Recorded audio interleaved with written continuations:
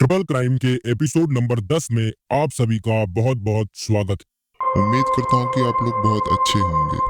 आज की कहानी एक ऐसी मर्डर मिस्ट्री है जो कि लगभग पिछले 72 सालों से एक पहेली बनी हुई है। पुलिस को आज भी उस मुजरिम की खोज है जिसने इस कत्ल को अंजाम दिया।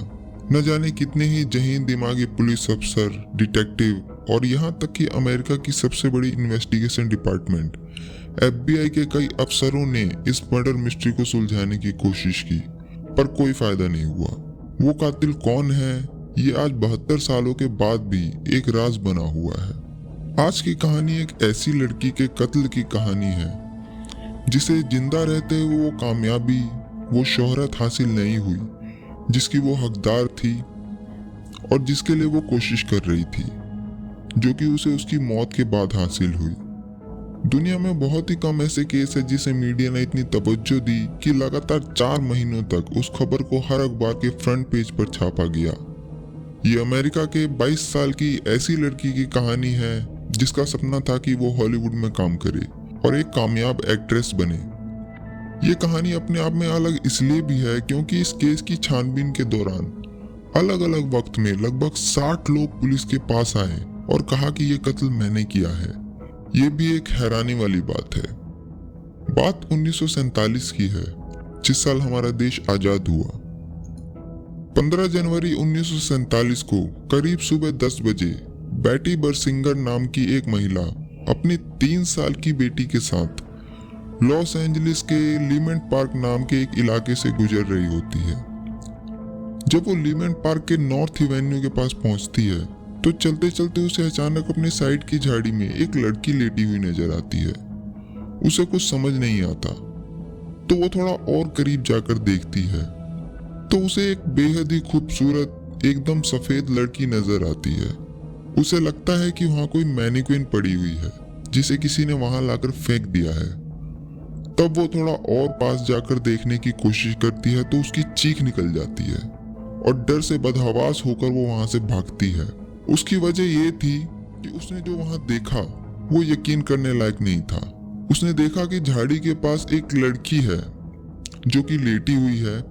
उसके सर से कमर तक का हिस्सा अलग पड़ा हुआ है और कमर से नीचे का हिस्सा वहीं पे दूसरी जगह पड़ा हुआ है। यानी एक डेड बॉडी के 2 हिस्से वहां पड़े थे पर अलग अलग जगह पर।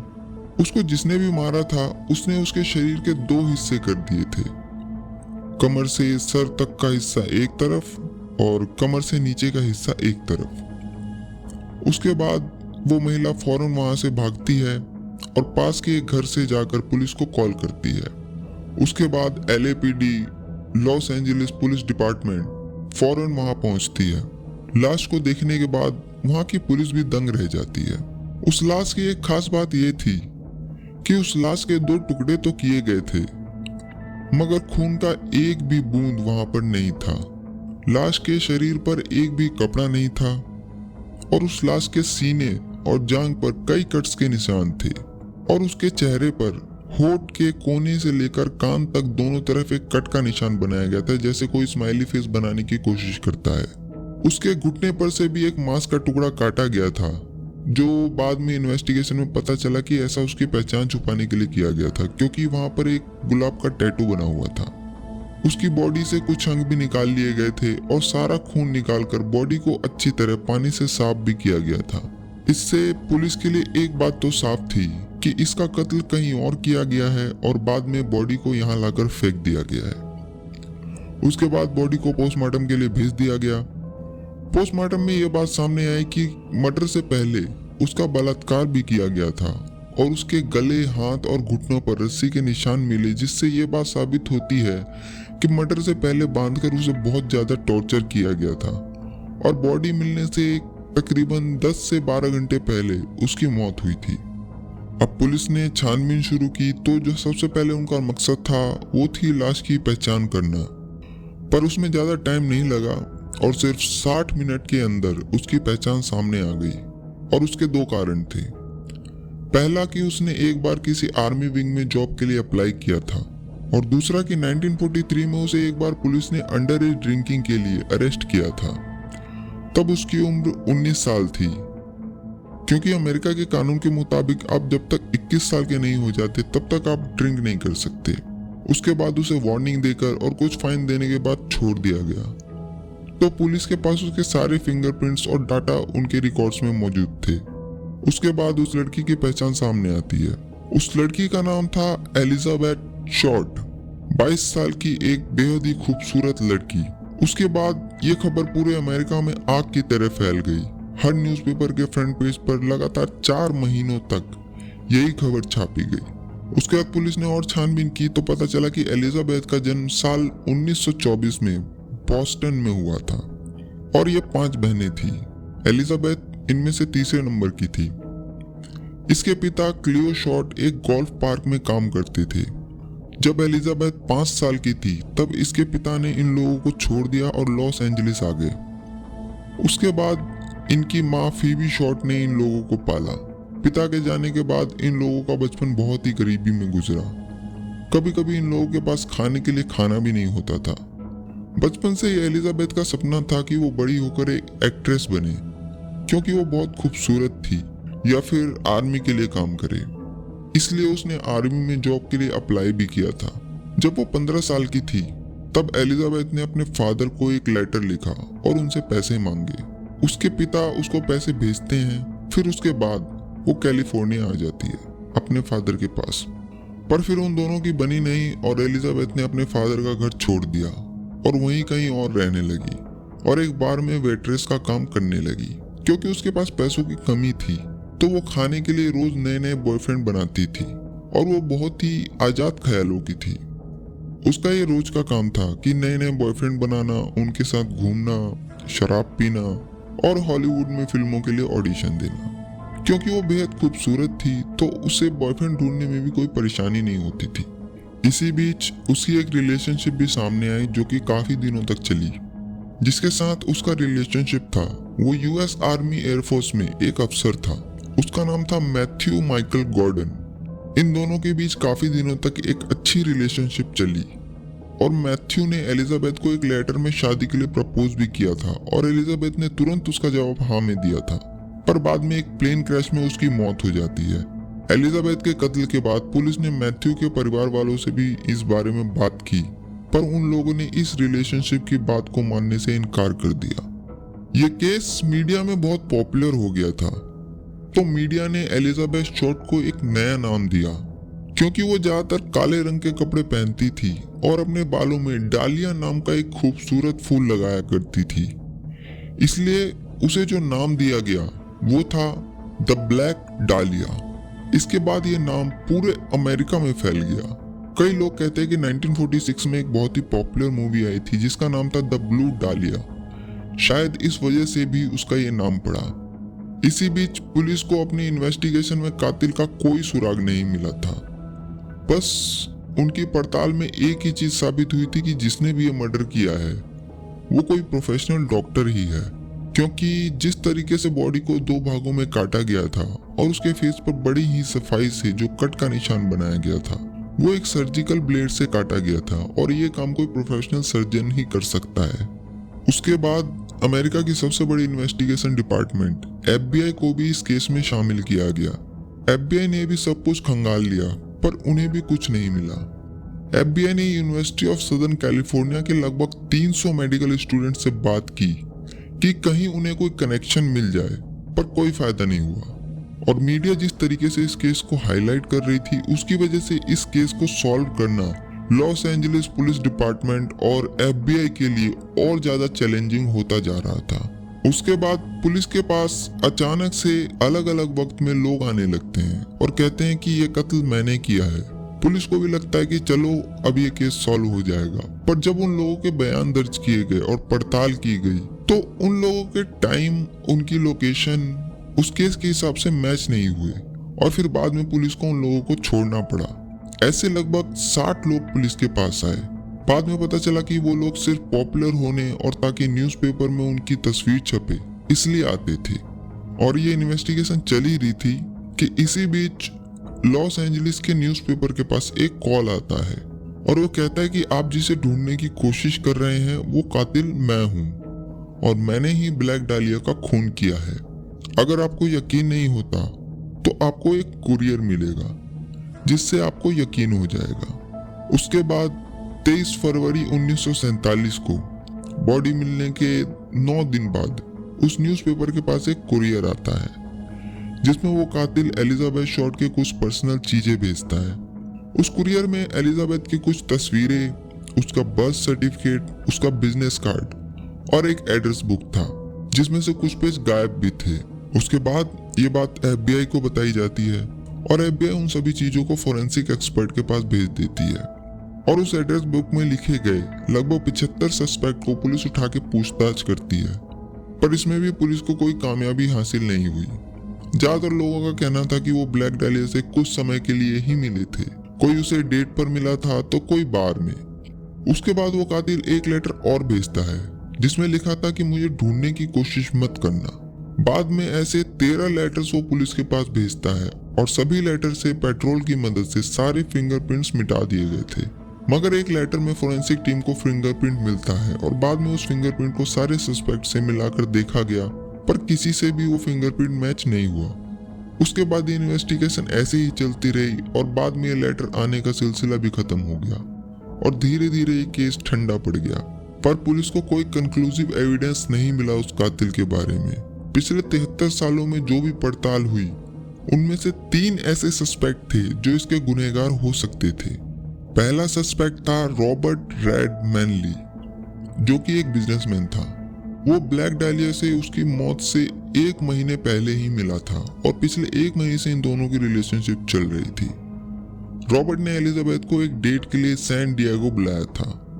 डेट खत्म होने के बाद रॉबर्ट एलिजाबेथ को अपनी गाड़ी से 9 जनवरी 1947 को शाम को लगभग 6 बजे लॉस एंजलिस के एक बिल्डमोर होटल में छोड़ता है और ये आखिरी दिन था और आखिरी जगह जब एलिजाबेथ को किसी ने भी जिंदा देखा था।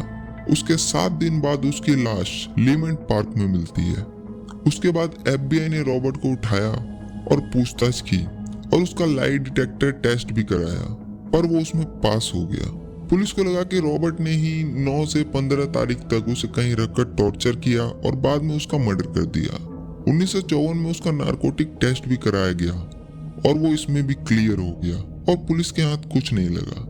हालांकि 9 जनवरी 1986 को उसकी एक एक्सीडेंट में मौत हो गई, ठीक उसी तारीख को जिस दिन ब्लैक डालिया को आखिरी बार देखा गया था। ये भी एक चौंकाने वाली बात है।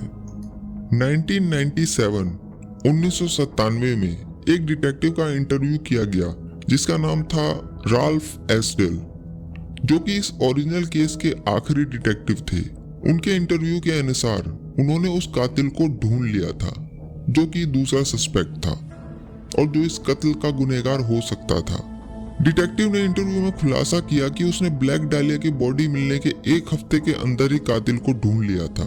उसे कुछ टिप्स मिले थे कातिल के बारे में और उसे अपने सोर्स से ये भी पता चला कि जिस रात वहां पर लाश फेंकी गई थी उस रात वहां पर एक काले रंग की कार देखी गई थी और उस कार को बाद में उसने ढूंढ भी लिया था, जिसे छुपाने के लिए कार मालिक ने उसे दोबारा से पेंट भी कराया था। पर क्योंकि उसके पास कुछ पुख्ता सबूत नहीं थे, बस कुछ टिप्स के अलावा, इसलिए वो उस कातिल तक पहुंचने में असंभव रहा। पर उसने ये दावा किया कि उस रात जिस आदमी को देखा गया था और जिसकी वो कार थी वो ही ब्लैक डालिया का असली कातिल था। अब तीसरा और सबसे अहम सस्पेक्ट था डॉक्टर जॉर्ज होडेल। इस केस की तफ्तीश के दौरान कई बार जॉर्ज होडेल से पूछताछ की गई, पर सिर्फ स्टीव होडेल के अलावा किसी ने भी पुख्ता तौर पर उसे ब्लैक डालिया का कातिल नहीं माना। स्टीव होडेल उन डिटेक्टिव में से था जिसने इस केस पर काम किया था। वो लगभग 300 से ज्यादा केस पर काम कर चुका था। 1999 में स्टीव होडेल ने एक किताब लिखी और उसमें दावा किया कि ब्लैक डालिया का कातिल और कोई नहीं बल्कि उसका अपना पिता डॉक्टर जॉर्ज होडेल ही है और इसके पीछे कई कारण थे। सबसे बड़ा कारण था उसका डॉक्टर होना। उसका पिता जॉर्ज होडेल एक बहुत ही अमीर डॉक्टर था और लॉस एंजलिस में उसका एक अपना प्राइवेट क्लिनिक भी था। उसने अपने घर में एक सीक्रेट रूम भी बना रखा था जहाँ पर वो लोगों का इलाज करता था और उस रूम में बिना उसकी इजाजत के किसी का भी जाना अलाउड नहीं था। हालांकि वो एक प्रोफेशनल सर्जन नहीं था, पर उसने कई मेडिकल कॉलेज से सर्जन बनने की ट्रेनिंग ली थी। 1991 में डॉक्टर जॉर्ज होडल के मरने के बाद उसके बेटे को उसके सामान में से 2 तस्वीरें मिली थी जो कि उसे लगता था कि वो ब्लैक डालिया की फोटो है। बाद में उन फोटो को फोरेंसिक एक्सपर्ट से दिखाया गया तो उन्होंने 85% तक दावा किया कि ये एलिजाबेथ की तस्वीर नहीं है। पर 2014 में एक अलग एक्सपर्ट ने फेशियल रिकॉग्निशन सॉफ्टवेयर की मदद से ये साबित किया कि 90 से 95% तक ये एलिजाबेथ शॉर्ट की ही तस्वीर है। ये फोटो मिलने के बाद स्टीव होडल ने इस केस के बारे में और ज्यादा छानबीन करी तो उसे पता चला कि उसके पिता जॉर्ज होडल और ब्लैक डालिया के बीच लव रिलेशनशिप थी और एक बार वो दोनों डाउनटाउन लॉस एंजलिस के एक होटल में साथ भी देखे गए थे। स्टीव होडल ने दावा किया कि जॉर्ज होडल ने ब्लैक डालिया के मर्डर के 3 हफ्ते बाद 10 फरवरी 1947 को जीन फ्रेंच नाम की एक और लड़की का मर्डर किया था। उसकी मौत का कारण भी बिल्कुल ब्लैक डालिया जैसा था और उसकी बॉडी भी एक पार्क में खाली जगह पर मिली थी और उसकी बॉडी पे लाल रंग की लिपस्टिक से 2 अल्फाबेट लेटर BD लिखा हुआ था जो कि शायद ब्लैक डालिया को इंडिकेट कर रहा था। बाद में उस शब्द BD को कई हैंडराइटिंग एक्सपर्ट को दिखाया गया और काफी एक्सपर्ट ने यह माना कि वो हैंडराइटिंग सेम उस हैंडराइटिंग से मैच होते हैं जो लेटर्स कातिल ने पुलिस के पास भेजे थे। एक जगह उसने ये भी दावा किया कि डॉक्टर जॉर्ज होडल ने 9 जनवरी 1947 को अपने घर की मरम्मत कराने के लिए बजरी की कई बोरियां मंगाई थी, ठीक 1 हफ्ते पहले जिस दिन आखिरी बार एलिजाबेथ शॉर्ट को देखा गया था। और पुलिस के मुताबिक ये बात भी पता चली कि ब्लैक डालिया की बॉडी के पास उन्हें कुछ खाली बोरियां भी मिली थी जो कि शायद उस लाश को वहां लाने के लिए इस्तेमाल की गई थी। जॉर्ज होडल के पास एक काले रंग की 1936 पैकर्ड कार भी थी जो कि बिल्कुल सेम कार थी जो उस रात वहां पर देखी गई थी। स्टीव ने यह भी बताया कि जॉर्ज होडल का एक दोस्त था मैनरे नाम का जो कि एक आर्टिस्ट था और जिस हालत में ब्लैक डालिया की लाश मिली वो मैनरे की कुछ पेंटिंग से प्रभावित थी और जॉर्ज होडल भी एक आर्टिस्ट बनना चाहता था। तो क्या ब्लैक डालिया का जैसे मर्डर हुआ और उसकी बॉडी जिस हालत में पाई गई वो क्या सिर्फ जॉर्ज होडल के आर्टिस्ट बनने की सनक का एक एक्सपेरिमेंट था? ये आज भी एक राज बना हुआ है। स्टीव होडल की एक छोटी बहन थी तमार होडल। उसने एक बार जॉर्ज होडल पर यौन शोषण और बलात्कार का आरोप लगाया था पर सबूतों के अभाव में कोर्ट ने जॉर्ज होडल को इन आरोपों से बरी कर दिया। उसके बाद 1950 में जॉर्ज होडल लॉस एंजलिस छोड़ फिलीपींस में बस गया और ठीक उसके 17 साल बाद 1967 में मनीला फिलीपींस के एक पार्क में खाली जगह पर पुलिस को एक डेड बॉडी मिलती है सेम जैसे ब्लैक डालिया की मिली थी और जहां वो बॉडी मिली थी उससे महज आधा किलोमीटर दूर जॉर्ज होडल का घर था जहां वो फिलीपींस में रहा करता था। इसे सिर्फ एक संयोग नहीं कहा जा सकता। बाद में एक न्यूज रिपोर्टर ने भी इस केस को स्टडी करने का फैसला किया तो उसे केस की जो फाइलें दी गई उसमें सारे सस्पेक्ट की तस्वीर लगी थी और जो फोटो पहले पेज पर लगी थी वो थी डॉक्टर जॉर्ज होडल की। उसे ये भी पता चला कि जॉर्ज होडल जब तक अमेरिका में था LAPD उसकी जासूसी करवा रही थी और पुलिस ने उसके घर में माइक्रोफोन भी छुपा रखे थे ताकि उसकी बातों को सुन सके। लॉस एंजलिस पुलिस डिपार्टमेंट ने लगातार 40 दिनों तक जॉर्ज की बातें सुनी थी पर उस रिपोर्टर को वो रिकॉर्डिंग्स वहां नहीं मिली। बस उसे एक रिकॉर्डिंग क्लिप मिली जिसमें उसने जॉर्ज होडल को ये कहते पाया कि मान लो कि ब्लैक डालिया को मैंने ही मारा है, पर वो इसे कभी साबित नहीं कर पाएंगे क्योंकि उसके लिए उन्हें मेरी सेक्रेटरी से बात करनी होगी और अब वो उससे बात नहीं कर सकते क्योंकि वो तो मर चुकी है। बाद में ये सारी बातें उस रिपोर्टर ने अपने अखबार में छापी। उसके बाद 1950 में पुलिस ने किसी भी नतीजे पर नहीं पहुंचने के कारण इस केस को बंद कर दिया। उसके कुछ सालों बाद इस केस पर फिर से इन्वेस्टिगेशन हुई पर कोई फायदा नहीं हुआ क्योंकि वो सारे सबूत, वो लेटर्स जो उस कातिल ने पुलिस को भेजे थे और वो सारी रिकॉर्डिंग्स एक बड़े ही फिल्मी अंदाज में पुलिस डिपार्टमेंट से गायब हो गए। उस वक्त LAPD का करप्ट होने की बात भी कई बार उठी मगर उस केस का असली गुनहगार कौन है ये कभी पता नहीं चला। आज लगभग 73 साल हो चुके हैं मगर उस कातिल का इंतजार पुलिस को आज भी है। अमेरिका के इतिहास में कुछ ही ऐसे केस हुए हैं जो कभी अपने अंजाम तक नहीं पहुंचे और ब्लैक डालिया का केस भी उन्हीं में से एक है। इस कहानी को सुनने के बाद मुझे लगता है कि आप लोगों के दिमाग भी चलने लगे होंगे, तो कमेंट बॉक्स में लिखें कि आपके हिसाब से ब्लैक डालिया का कातिल कौन है। तो यही थी आज की कहानी। उम्मीद करता हूँ कि आप लोगों को पसंद आई होगी। ऐसे ही हर शनिवार शाम 6 बजे क्राइम, हॉरर और मिस्टीरियस सत्य घटनाओं के बारे में जानने के लिए चैनल को सब्सक्राइब करके बेल आइकन को जरूर दबाइए, ताकि आप मेरी कोई भी कहानी मिस न करें। मैं आपसे मिलूंगा अगली कहानी में। तब तक के लिए अपना ख्याल रखिए। Thank you very much.